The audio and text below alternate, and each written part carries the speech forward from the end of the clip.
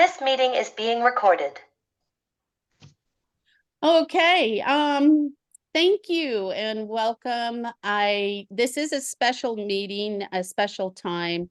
So I do see that we don't have a lot of folks on tonight. I will be posting this video, Esther, and advertising it and sending it back out. So don't fear, we will get this video out in front of our club members and before our endorsement vote next week on Monday. And feel free to join us at that meeting as well. And at the end of this meeting, I'll kind of be going over briefly what to expect next week. So our first speaker tonight, I want to welcome Esther Goolsby. She is, and correct me if I say anything wrong here, because I did not find a website for you, but I did pull some information from your current activities and past roles. So if I say anything wrong, feel free to correct me. Esther is running for Alameda County Board of Supervisor, District 4. She is currently the NorCal Program Co-Director for Communities for a Better Environment. She is an Oakland native, a parent of 3, a grandparent of 2, and a health and justice advocate who says it's time for a positive change in Alameda County. Esther served on various boards and partnered with other organizations as well as other coalitions to improve the health of Oakland residents. It's my understanding either is currently or has been president of the Revolutionizing Our Economy for All Local People, and a former candidate in 2022 for the same seat she's running for against a Supervisor Nate Miley. And so I'd like to welcome and open up the floor to Esther Goolsby. And feel free to unmute yourself. Thank you. Thank you, Jackie. So there was one correction. It was 2020, right at the height of COVID, before the world announced. So while I was out there campaigning in November of 2019, COVID was lurking. So I'll just start and I'll introduce myself. Thank you for this invitation to speak to the Tri-Valley Democratic Club. So I am running for Alameda County Supervisor for District 4, again, 2024. I am a lifelong resident of Oakland, and I was born and raised in Alameda County. All my life, I have seen so many injustices. For years, I was depressed and angry at my city and my county because honestly, I wasn't even sure why. I couldn't put my finger on it. But it was when I got older and I seen so many people around me, including my family, living impoverished in a food desert with no access to healthy food or even knowing what healthy food was. The quality of healthcare. So many people with health problems and not understanding why, and being told it's just the way our lifestyle is. But again, understanding the environment we live in and how much pollution is there. People living with despair and lack of mental and emotional health. Living in these conditions made me a statistic in many ways. I was a teen mom. I struggled and survived addiction. When I was at my lowest, something in me knew that it had to be another way. It had to be another way. I knew that when I got better, my children and my community was going to be better. I got fed up. I had to become a part of the solution. And that is what I've been doing for the last 20 years or so. Because I love Oakland and all of Alameda County.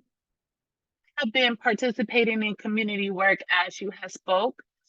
First as a volunteer, then a community organizer. Started being a volunteer with this organization that now I am co-director of. I'm running for Alameda County Supervisor for District 4 for the main reasons I want to be a catalyst to actual change, to change the health of our community and no longer think of our community as a commodity for the residents and for the future. To assist in creating change that is guided by collaboration, togetherness, building us. For those that are impacted the most, they are the experts. Engaging them, not being in fear. Magnify the way that we all could benefit when we listen to the people that the policies are written for. I'm going to say that again. I want to magnify the way that the people that are benefited, is we all are benefited when we listen to the people that policies are written for. I want to be able to spread the love that I have for the environment, to get collaborative legislation, right? To make it be aligned with our climate goals. I'm not understanding how the voters can not hold electeds accountable. We're supposed to be cleaning our environment right now. And it is so much profit over people happening right now. Just to sum it up, I want to educate the masses on why reparation for descendants of slavery is so important, to prioritize and understand and be supported by all. We choose the elected officials, right, to work for us. Our vote matters. Look at our county. Look at our state. What I see so many houseless humans and animals, a lack of respect for ourselves and for our future. We need a county supervisor that will lead with boldness and care and understanding, because honestly, I have been there. I've been in this county all my life. In order for District 4 to achieve what it needs, you need a true champion for the people of Alameda County, for all the people. To understand, I know improvements. They're needed.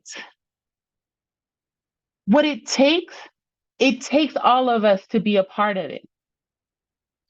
We all are collectively responsible for what has happened in our county and what will continue to happen, good or bad. We have to take responsibility. And first of all, by electing a strong, capable candidate. And yes, that is me. I will listen and I will take action. This will be the first time that I will be in this type of office, and I would need that time to get to know. But I honestly will fight for everyone. Resilience is a verb in the sense that taking action is a sign of strength. We all can do something to create a county that we all can be proud of. It's our job and our responsibility to do that for ourselves and for our future. I love Alameda County. I learned so much during my first run. I know this county needs, know what it needs. Because each time I talked and I listened to voters, the top of the needs were affordable housing, resources, and infrastructure that doesn't fall apart with wear and tear or a storm. Sea level rise, emergency, wildfires. What is important to the people is exactly what the county needs. This time, I plan on talking to even more voters with more time than I had before. I want to meet everyone in the district. And it's not just to get the vote, it's to get to know them. You will hear me say that over and over again because it's important. You should not have just a candidate during elections to come and talk to you and promise this and promise that, and then you vote them in and you let them go. When I hear people speak, I will listen. I'm ready and I'm able to take action. You have a chance to elect a supervisor that will put you first, that will make you priority. And I would love for your endorsements and for your votes in March. I just want to say, if you have any questions, please ask. And thank you again, Jackie, for that introduction. I do prioritize the breath, the air that I breathe. And I would love so much that other folks understand how important that is, and that we have to understand that running for office, it shouldn't be a game. It should be a determinant for the change. And it has to change in order for our county to change. I know some people are embedded, some people are friends. I understand that and I respect that too. And I'll just pause. It feels like I'm just talking. Is there any question? Yeah, thank you so much. Let's go ahead and open it up for questions. There was, before folks on the call or raise their hand, there was a question in the chat from Kyoko. Kyoko, do you want to ask it yourself or do you want me to read it? I can ask. Thank you for talking about the change. We had an opportunity to make a huge change in Alameda County Supervisors. That was back in 2021 during the redistricting. Unfortunately, it didn't really happen. What do you think about that? And especially your understanding of the current District 4? Yes, thank you for that question. So I was a part of the process, the redistricting that happened in Oakland. And it even got extended even more. To tell you the truth, with this new position that I am in, I had limited capacity to focus on the District 4 redistricting, which it honestly saddens me on the amount of, or the lack of accountability to the current supervisor and how that can continue over the years. Like I mentioned, I would play a huge part because my voice would be of the people's voice. And I'm not actually sure who all in the county that they listen to, but I have a track record of going against the grain and making things get done. So with the redistricting, just like with the general plan and how it's not really engaging with the community, it's important. I'm not sure if I answered your question, but just to make it clear, I'm not really, I will find out about it because I did look some into it. And I'm just curious on where the lines should be like according to you? Well, it's not actually up to me. That is the whole point. And currently we have the Oakland, and both on the hillside and lower side, unincorporated Alameda County. That also includes both lower part and Castro Valley. Some of them are more white and Asian, going over the hills and in Pleasanton. So it's not really uniform, or it's very well diverse, or actually it's very divided district. So I was wondering, what your plan is, because we, as a tribal residents, historically, we did not get a lot of resources. So yes, we are majority well-off people, but we do have the lower income population who do not have really access to lots of stuff. Because most of anything, we have to go to closest is Hayward, and then most of the big stuff is Oakland. If you don't own the car, you cannot get there. And that's the reality of the Tri-Valley. So here we are pretty much representing, the well-off population, but we do have those lower income population. Yet the need for those people are not the same with the Oakland population. So that's your challenge. I just wanted to know if you have. Yeah, So you cut off. oh, go ahead. Go ahead. I'm sorry. I was just gonna say, Kyoko cut off right at the end. But yeah, if you can go ahead, Jackie. I was just going to say, I think the areas, here in Livermore, we do have a lot of country folk that live in like the areas that are protected in Measure D, up north of 580, and even some unique little, districts with as far as the schools and stuff that are in county areas. So yeah, it is. We often hear about Cherryland and Castro Valley and the unincorporated areas near Hayward, but we often kind of forget that we have some unincorporated areas here in the valley as well. So that's really good point, Kyoko. Thank you.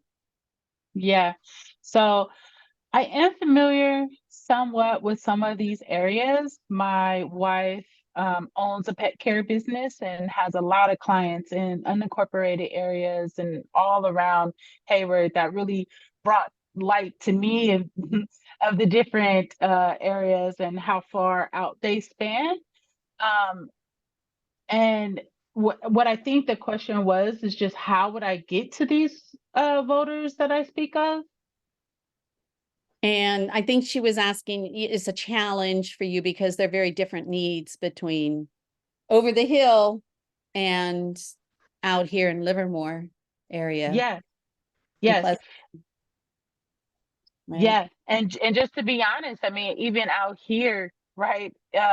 We in East Oakland, right, we have different needs. So that is why it's important to be able, right, and willing to go to the events that they plan, right, to show up at their doors, right, to just be involved in that. And I think that's a part of the campaigning, but really is to be honest, right, to be more available, planning the community events that they can come to, that I can come to.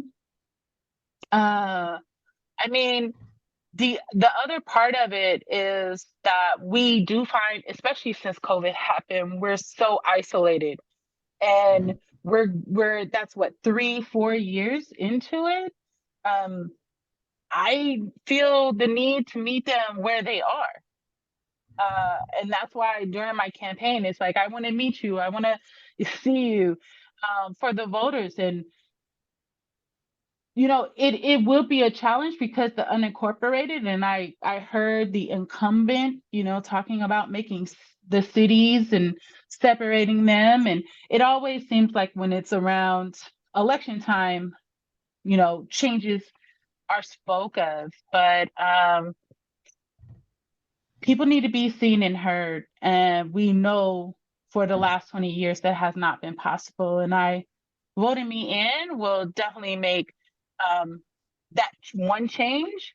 And around redistricting, around all the different areas, we have to come out of our shells. Even and I do agree, meeting the people where they are, just hearing what they need. This seat is 4 years, and it should not roll over, right? As much as it does. I also feel that it needs to have a cutoff time too, and even if that's cutting my time off, it's fine with me. But we have to be able to, yes, term limits. We have to be able to make the different years, right? The embeddedness, right? That doesn't benefit all the people. We can't have that no more. We can't. I don't feel that we should. I know some people do. I want to make sure we have a chance to get a couple more questions in. Van, I see you're unmuted. Did you have a question? Yeah, I do. Esther, you raised the issue of resilience, and traditionally politicians basically raise issues, even the best of them, and then they sit back and wait for the competing self-interests of various aspects of the community to come and make their side of the story known. But that's not exactly listening to the community. And I'm wondering if you're going to establish and cultivate community groups within your district that can help advise you on the best ways for the county to move. Yeah, and I feel that a lot of those groups already exist, right? I don't think that I can do this all. I know I could not do this all by myself. So yes, those community groups would need to be used, right? For me to be able to find them. And this is a little bit a part of, the relationship building, because the folks that are running, whoever gets elected and whoever, is on the other team, we still all live in this county. We still all have to work together. So I just want to answer the questions, is that yes, I will utilize the talent that's in the community already to be able to find these groups, understand what they have done already, because they do the work. And that advisement is what we need. That's why I just question how many people vote and just allow the elected just to do what they do.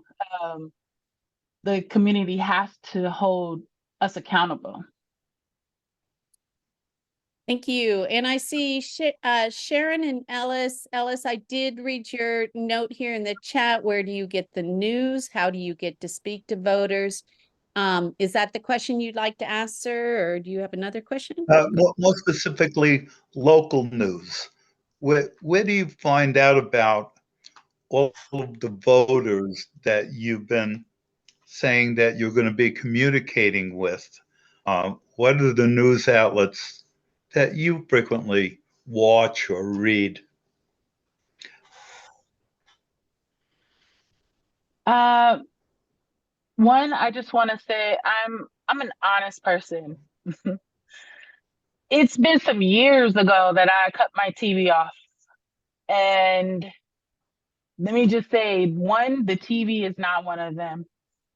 So I do subscribe for the papers. I listen to the radio, I listen to KPFA, I read Patch, I'm NPR, and I know you said more local news, but It's the people. I can say hearsay. It's some groups. The dog park. Yeah, neighbors. That's my answer. Thank you. And is there, we do have, our next guest will be joining here in a moment. Do you have any closing statements you would like to say? I think the closing statement is just to reiterate that I would appreciate your endorsement. Look forward for change in Alameda County and vote for me March 5th, 2024. Esther Goolsby for your county supervisor for District 4. Thank you. Thank you. And if you have a website or email contact that you would like to share in the chat, feel free to go ahead and paste that in there. All And right. I want to thank you for allowing us to have this special meeting. Nothing. Ellis, you're unmuted. So thank you so much, She'll put up- Esther. And just a reminder, next week, next Monday, we will be having our live vote at the IBEW Local 595 in Dublin. We will also have a Zoom call. And for members who are club members who are current in their dues can participate in that process. So thank you. You are more than welcome to stay on the call. You do not have to leave. This is an open forum. I'll leave it up to you. Thank you so much. Okay, I will leave. I still have more work to do. I appreciate you all for allowing me to be here. Thank you. Good night. Thank you. And I'm just going to take a quick look in the room here and see if we have our, yes, Assembly Member Tim Grayson is on the call. Hello, sir. Hello, hello. Good Put to be back with our you. speaker view. And I want to thank you, sir, for coming to this very special meeting. We will be voting on endorsements next week on Monday. So tonight, we're just going to give you an opportunity to speak to our members. For those that aren't familiar with the Honorable Tim Grayson, he was first elected to serve in the California Assembly in November 2016 and represents the 15th District, which incorporates portions of Contra Costa County. Son of a Teamster father and a mother was a public transit worker. We always love that. We are union people here. So I'm just going to go ahead and turn this over to you, sir. Welcome. Well, thank you so very, very much. And good to see some folks on the screen there that I'm very familiar with. Nice to see the Goldbergs. Good evening. As was stated, my name is Tim Grayson, Assembly Member. It's really an honor to join you this evening, and I'm truly humbled to have the opportunity to get to know the Tri-Valley Dem Club a little bit better. I again thank you for allowing me to come and for your consideration when doing your endorsement process. I believe you said on Monday of next week, especially for Senate District 9. If you don't mind, I'd like to give you just a brief insight into who I am and the path that got me to the state legislature, where I've been honored to serve for the past 7 years. As was stated, I come from a union home. My father is still actually over 50 years a Teamster. And my mother was a public transit worker. She's gone on to rest her soul. So she was part of the local worker union. And in the process of it all, Mom and Dad worked really, really hard for me to become the very first one in the family to earn a college degree. And I've been proud to be able to call the East Bay my home for the past 30 years. I'm also proud to be able to say I'm a small business owner and a general contractor. I've been happily married for little over 35 years. Of course, I was 10 when I got married. And I've got 2 adult children, and yes, they still live at home. And the reason why is because of affordability issues in California. But both of them are determined to put their roots down right here in the East Bay. And I'll talk a little bit about that later. But In 2010, I was elected to the Concord City Council. I was there for 6 years. I helped balance a $90 million budget and built up their rainy day fund as their mayor of over 30%, which proved to be vital when we had the Great Recession. And then I was elected. I was elected to the Assembly in 2016, and my legislative priority has always been to work towards a way that Californians can live, they can work, and they can play all in the same area.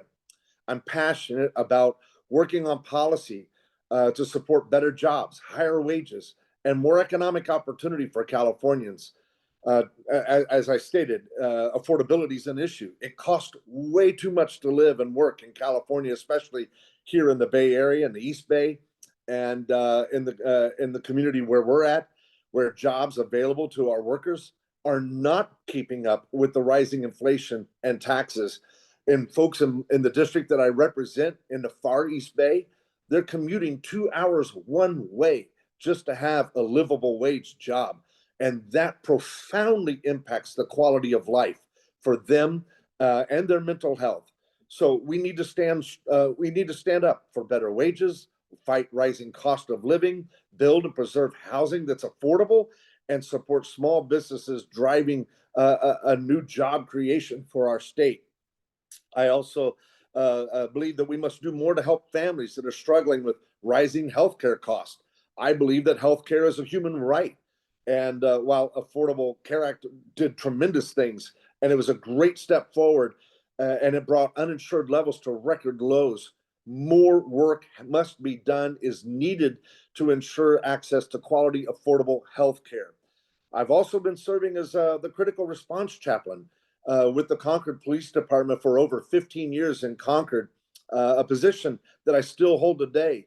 It sounds, I don't know how it sounds, but it's not a claim to fame, but it is a case of a lifetime, where I introduced Miss J.C. Dugard back to her parents after being kidnapped for 18 years.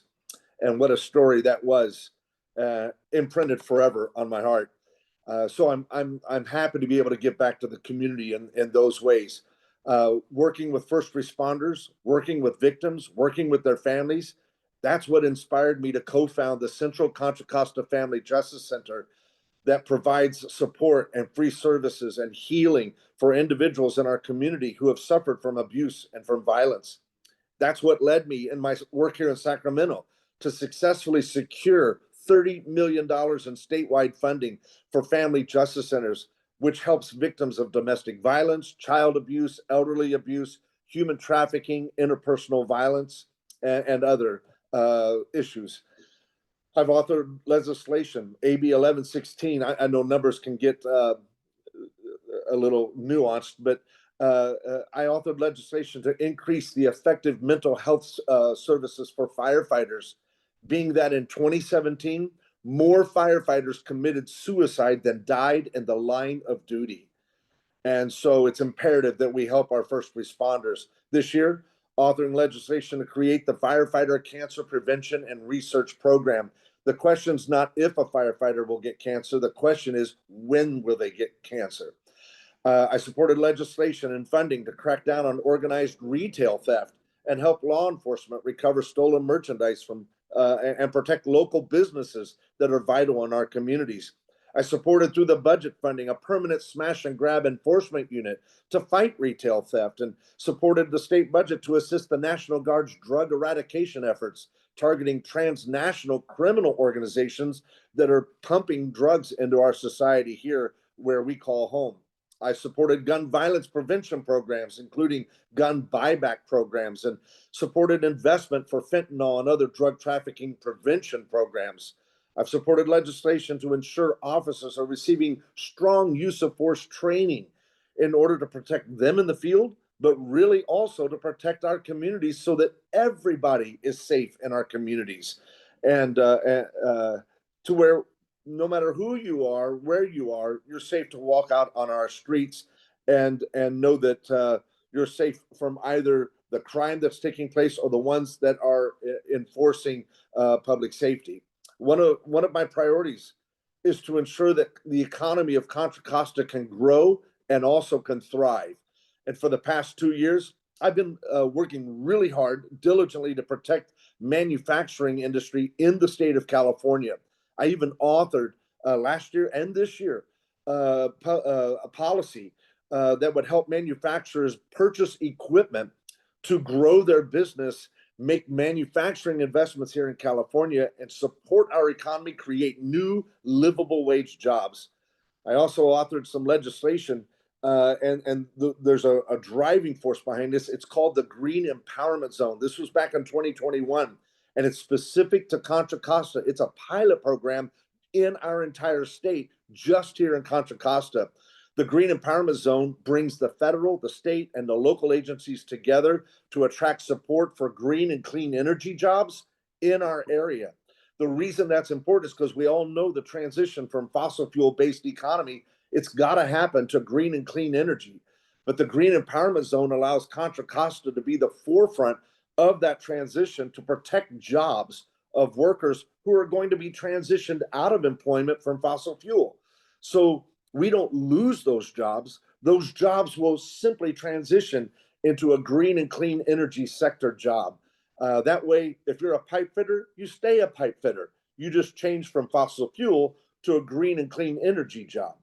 The point behind that is I didn't want Contra Costa to become the next Rust Belt of America, or the next, and no derogatory feeling towards Detroit, but to become the next Detroit when they lost the auto industry. So preserving our economy here in Contra Costa is very important to me. It's no surprise to anybody that we're in a housing crisis. So housing is a very strong priority to me. I do have motivation for that, and two motivators for that. The fact is, I don't want to have to get on an airplane to go visit my grandkids because my children couldn't afford to live where I raised them here in the East Bay. So for the last decade, we haven't been able to produce enough housing to keep up with our population. Last year, I fought for efforts to produce 350 million, or to allocate 350 million for construction of new affordable homes and down payment assistance programs. I also co-authored policy to streamline needed construction on commercially zoned land while honoring the commitments that we have to workers to where they keep that livable wage. And I supported a state budget last year that included 1.5 billion allocation for interim housing for homeless individuals who are experiencing mental health illness, so that it's not just giving them a front door and a roof, but it's providing them wraparound services. And over the last 2 years, supported multi-year funding to expand behavioral health housing, encampment cleanup grants, and support for local government efforts. And I've seen the state, in my 7 years now in the assembly, I've seen the state send out a lot of money for housing. And we need to step up our oversight to ensure that the funding is being spent the way it was intended to be spent, which is why this year I've authored some policy that strengthens the financial oversight and the audit authority of the state controller's office over voter-approved initiatives to ensure that spending is prudent. I'm not sure if you're aware, excuse me, I do chair the Banking and Finance Committee, and one of my priorities is consumer protections.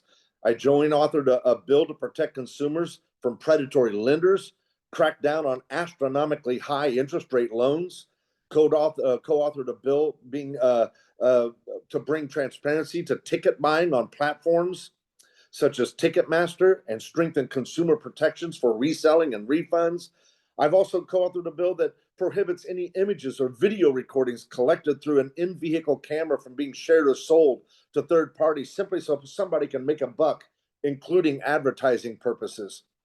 I also, when it comes to healthcare and the residents of East Bay, I believe that healthcare is a human right.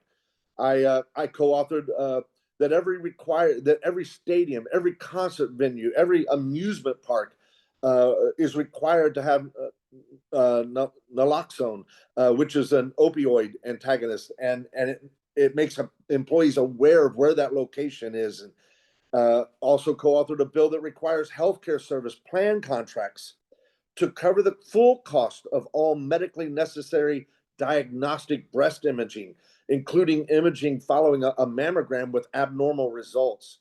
And so with that, I've also supported California becoming the very first state to expand healthcare access to all residents, regardless of their immigration status. And I stand strong about that. Number one, because it's going to help 700,000 people access healthcare.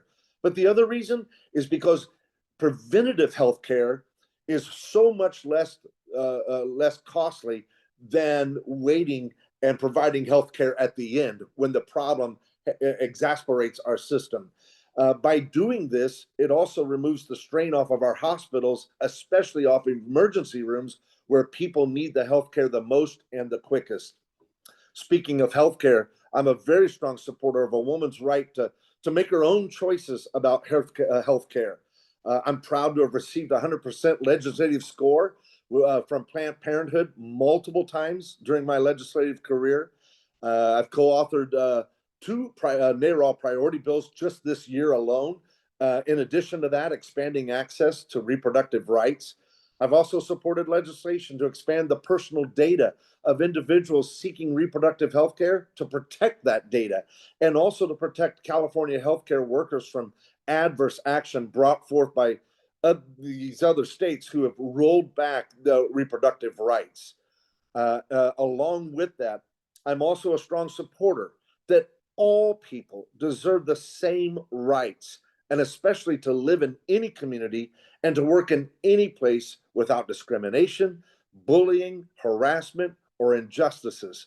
That's why I supported the California Department of Education to develop training or better training curriculum for staff on a cultural competency to be able to better engage with those, especially our students in school who are a part of the LGBTQ community. I've also was happy to stand against the banning of books just recently and inclusive teachings in our schools, because nobody should be discriminated against simply because of who they are.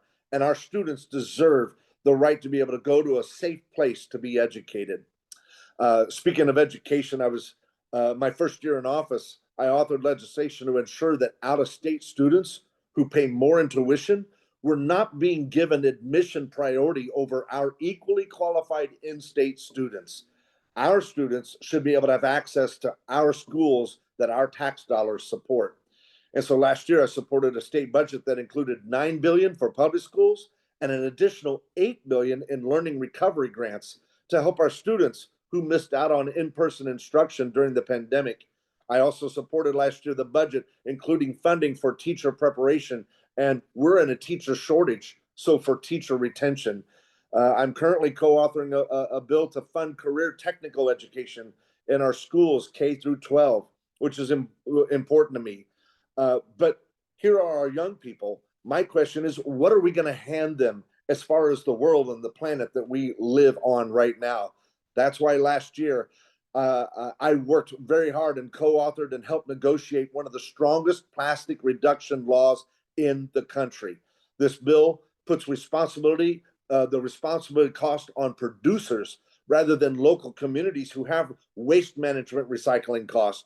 It reduces by 25% a reduction in single-use plastics, and calls for plastic producers to collectively dedicate $500 million per year for the next decade to fund monitoring and mitigation of plastic pollution, primarily in disadvantaged, low-income, and rural communities. All that, and I can continue to put focus on the environment, making tax credits available to individuals wanting to convert cars to EVs, supporting investment to reduce the risk of catastrophic wildfires and coastal forest health. This effort includes forest thinning, prescribed burns, other things that we could go into. I want to race through this because I want to be able to take some questions. The infrastructure is so important to California because without it, we wouldn't be the fourth largest economy in the world.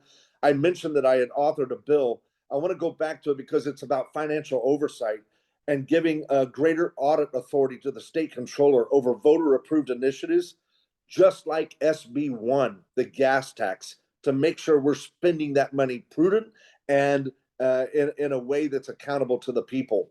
And it's not just policy that I'm passionate about. I'm passionate about the people in the communities that I live with and that I serve. Over the past 6 years, I've worked with the budget committee in the governor's office to secure over $150 million for district projects right here in the East Bay. My first year, $79 million for phase 3 of I-680 and Highway 4 interchange. Why is that important? Because it was one of the most dangerous interchanges in the entire state of California. It helped ease congestion, improve traffic flow, and increase safety for our commuters. I was able to secure $10 million for nonprofits dedicated to preventing youth suicide. I was able to work for support to the tune of $30 million for Special Olympics for both Northern and Southern California. I've secured $3 million for East Bay Regional Park programs to preserve parkland and to ensure the future generations have access to the beauty of East Bay natural landscapes. I've also worked very hard on to stand for nonprofits and to fight for them and their funding, like First Five Contra Costa, the Diablo Ballet, John Muir Land Trust, securing grant money from state and federal funding programs for these awesome programs. So in short, I'm really passionate about serving the current assembly district that I represent and the residents that live in that district. I am passionate about serving them, not just in Sacramento, but I'm home as much as possible every weekend and try every night as possible because I want to stay in touch with the residents and my constituents. Tonight, I'm here asking for your endorsement to continue the same work for the residents of the entire Senate District 9. Again, I'm just honored. I'm humbled to be here. Thank you so much for your time. Thank you. There are already a couple questions in the chat, so we're going to go there first. First up was Ellis and Sharon. Ellis, do you want to read your question? You want to ask yourself? I don't have to We'll see if we can hear chat you. up, but basically, the candidates that I speak to usually have as part of the We're losing your sound, Ellis. narrative. You're either going to have to turn off your video to get your sound out. Okay, Jackie, how about you read my chat? Jackie, please just read it from my chat. Okay, I'll go ahead and read it. Please read it. This is a question that Ellis has asked many candidates, and it kind of goes to the heart of why you're running. What is in your background and experiences that caused you to run for office while so many do not? Is there some event or person who influenced your decision to run? And this can go back to your original serving for office or this specific campaign. Absolutely. It was my community service. It was getting out in the community and engaging with them. One of those ways I had mentioned was serving as the Concord critical response chaplain for the Concord Police Department, where I provide services for the first responder, but also the other side of that responsibility is providing services for the victims that are in crisis. And so just being engaged in the community and being a part, it seemed like sometimes almost every single day being called out, going and talking to a family or a member of the community that was in crisis, hearing where they were coming from and being involved in that way. As a matter of fact, that was the motivating factor for the Family Justice Center, was in one single evening being called out to the exact same location for domestic violence 3 different times. And finally, I looked at the officer and I said, why doesn't this person leave this situation? And it gave that officer an opportunity to educate me on why victims get stuck in that place, because they had no place to turn. And so that's when it began to hit me that I have the ability to move the needle and help people that are in crisis. And that was the driving motivator for me to get involved in politics, but really it was about getting involved in lives of people in my community that needed help. And I felt like the best way to do it was to join the city council, and hence here's where I'm at today. Thank you. And the next question comes from Kyoko Kyoko, would you like me to read your two questions or do you want to read them? Go ahead, read. Okay, I heard that you were not 100% for abortion rights. Your NARAL score was 68 and PP 79 last year. Can you clarify what your stance is on abortion rights and maybe why the NARAL score isn't? Yes, I can. I'd be obliged to do. I'd be happy to do that. First of all, I'm very happy to say that, as I stated in my comments, I have enjoyed 100% scorecard with Planned Parenthood.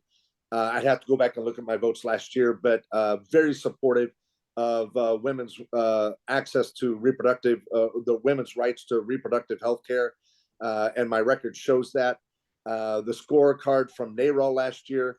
And I've also had the opportunity to talk with some of my colleagues, some women and the Women's Caucus just recently as to the scorecard, and they as well were just as frustrated as I was because NARAL instituted a rule without publishing it to legislators that the only way they would get credit for their vote is if they actually co-authored the bills.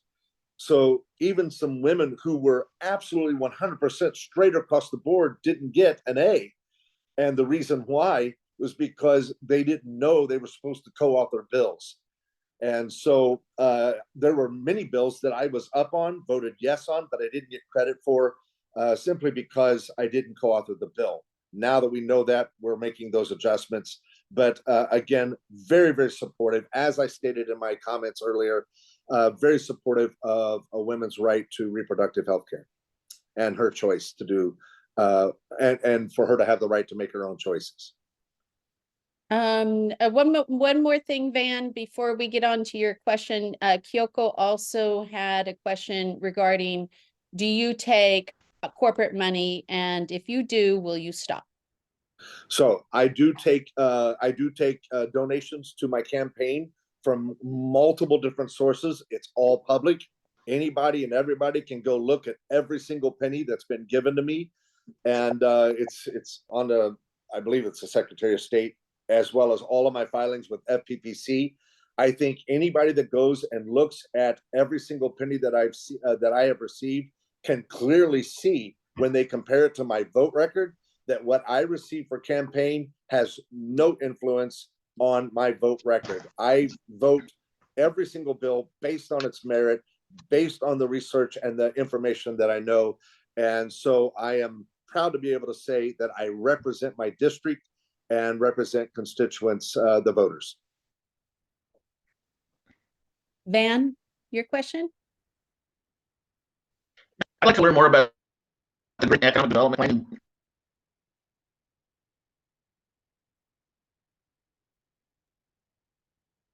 Referred to earlier in your talk, and I'm wondering if that particular activity is going to be relying on IRA funds or any other state funding that's coming up in the coming years.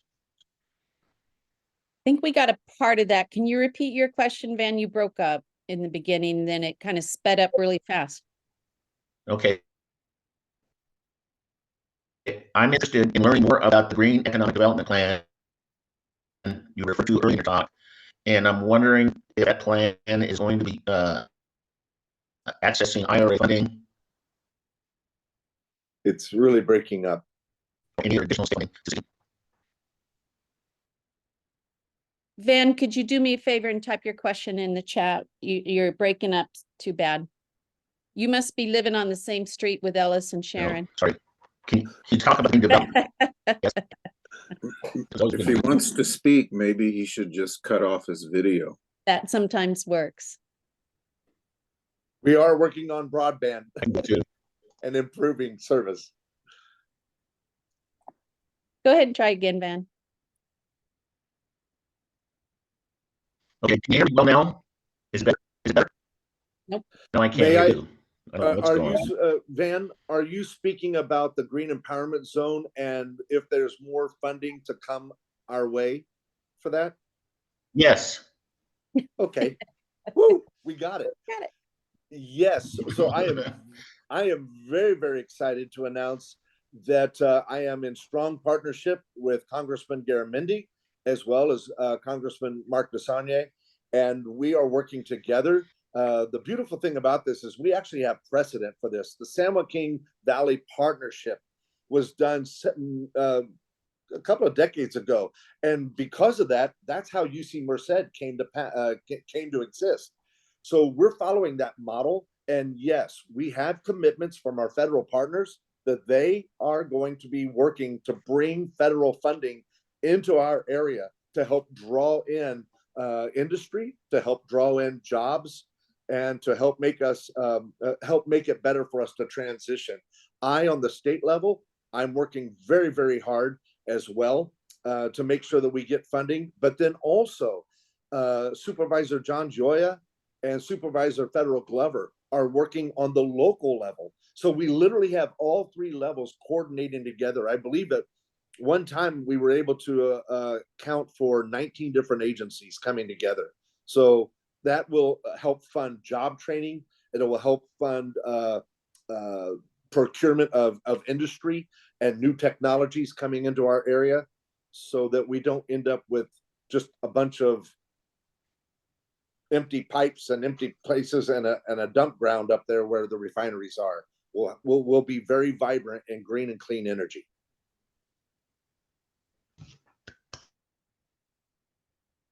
Okay, Thank you. Kyoko, I see what you just posted. Do you want to make any additional comments or ask a question? Kyoko's did post some information from 2022, a PDF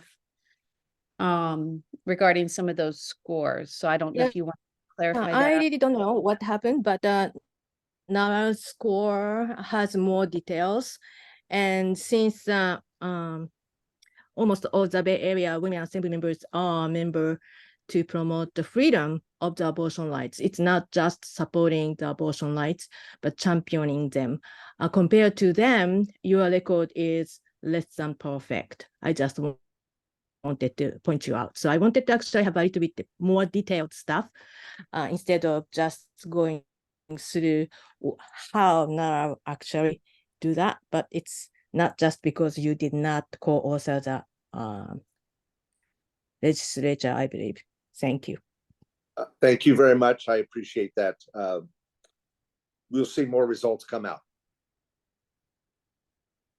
Are there any more questions? Anyone online that has additional questions? Okay, and I'll just give this time back to you again to make any closing statements. Again, it's an honor to be with you. Humbled to be here and be able to get to know you all better.